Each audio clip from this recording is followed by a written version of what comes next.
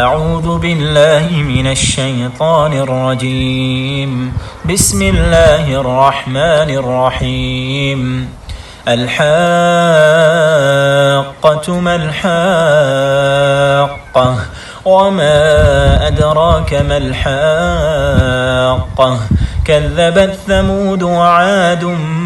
بالقارعة فأما ثمود فأهلكوا بالطاغية وأما عاد فأهلكوا بريح صرصر عاتية سخرها عليهم 7 ليال و8 أيام حسوما فترى القوم فيها صرعا كأنهم أعجاز نخل خاوية فهل ترى لهم من باقية وجاء فرعون ومن قبله والمؤتفكات بالخاطئة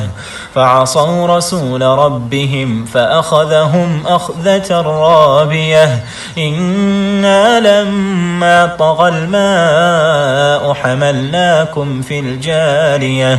لنجعلها لكم تذكرة وتعيها أذن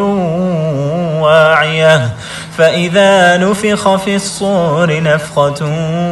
واحدة وحملت الأرض والجبال فدكتا دكة واحدة فيومئذ وقعت الواقعة وانشقت السماء فهي يومئذ واهية والملك على أرجائها ويحمل عرش ربك فوقهم يومئذ 8 يومئذ تعرضون لا تخفى منكم خافية فأما من أوتي كتابه بيمينه فيقول هاؤم اقرءوا كتابيه إني ظننت أني ملاق حسابيه فهو في عيشة راضية في جنة عالية قطوفها دانية كلوا واشربوا هنيئا بما أسلفتم في الأيام الخالية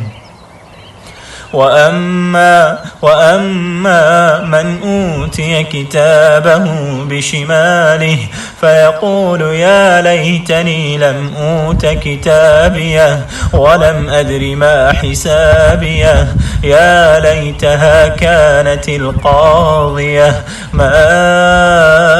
أغنى عني ماليه هلك عني سلطانيه خذوه فغلوه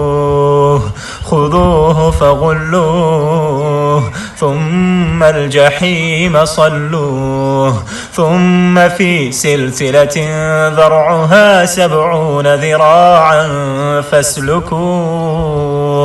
إنه كان لا يؤمن بالله العظيم ولا يحض على طعام المسكين فليس له اليوم هاهنا حميم ولا طعام إلا من غسلين لا يأكله إلا الخاطئون فلا أقسم بما تبصرون وما لا تبصرون إنه لقول رسول كريم وما هو بقول شاعر قليلا